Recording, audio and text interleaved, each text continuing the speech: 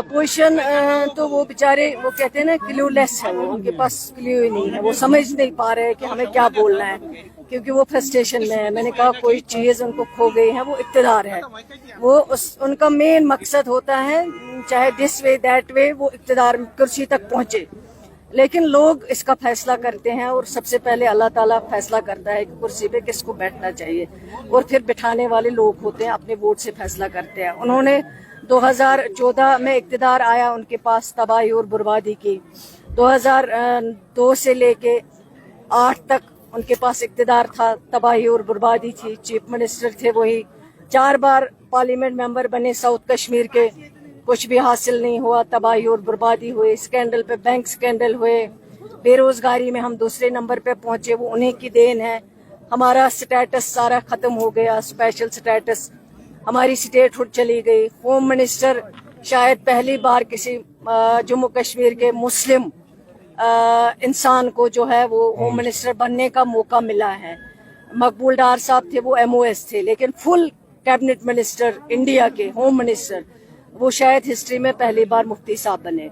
उस home ministry में special power act को इंट्रोड्यूस किया, गाँव कदल का मैसेकर हुआ, हिंदवारा का मैसेकर हुआ, बिजबिहारा में 40 जवान शहीद हुए जिनका किसी चीज़ के साथ कोई ताल्लुक नहीं है। जो भी हजारों लोग, लाखों लोग, उनको FIR दिए गए, उनको जेलों में बंद किया गया। टास्क फोर्स जब वजूद में आया वो मुफ्ती साहब की होम मिनिस्ट्री की देन है। और फिर रातों रात घरों में जाके लोगों को तंग करना, छापे डालना, तहस नहस करना चीज़ें, ये इंट्रोड्यूस अगर किसी ने की हैं ये चीज़ें, ये PDP के जो सरपरस्त आला, अल्लाह ताला मगफिरत करे, मुफ्ती मोहम्मद सईद साहब ने की एज होम मिनिस्टर। फिर उनकी बेटी भी उसी नक्श कदम पे चली और मेंबर पार्लियामेंट बनने के बाद उन्होंने पार्लियामेंट में कहा, जब पहलगाम की ज़मीन चली गई, 200 नौजवान वहाँ मारे गए, उस वक्त जब मौका मिला कहा मैं क्या बोलूँगी यार, मैं भूल गई। और उसके बाद 14 में जब आई, जो हमारा सरमाया 70 साल में बना था, वो सारा सरमाया हमारा उन्होंने खत्म कर दिया उन्हीं 2-4 वर्षों में, 5 वर्षों में। कहा लोगों को वोट दो, बीजेपी को इक़्तिदार से बाहर रखेंगे, लेकिन जब इक़्तिदार आया तो बीजेपी के गोद में जाके बैठ गए।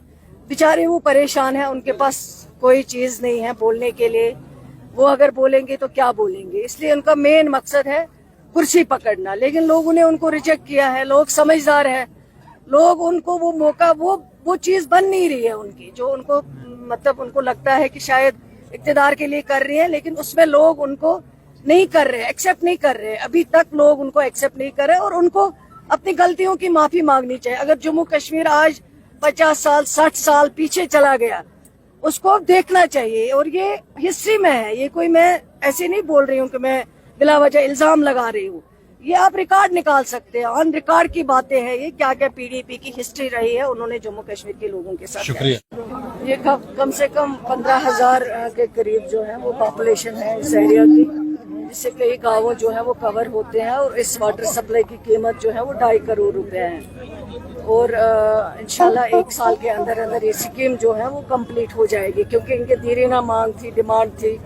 डिलिमिटेशन से पहले ये RDH पूरा कॉन्स्टिट्यूंसी में नहीं थे, लेकिन डिलिमिटेशन के बाद अभी जुड़ गए। इन्होंने मुझे इलेक्शन में डिमांड की थी कि वाटर सप्लाई हमारे पास नहीं है, और मैंने इनको वादा किया था कि इंशाल्लाह अगर आप मुझे MLA बनाओगे तो मैं ये डिमांड आपकी पूरी करूँगी। अल्लाह का शुक्र है कि हमने प्रोजेक्ट बनवाया, इस प्रोजेक्ट को अप्रूव किया है, और 1 साल के अंदर आज इस पे काम स्टार्ट हुआ, फाउंडेशन स्टोन डल गई, 2.5 करोड़ का प्रोजेक्ट है।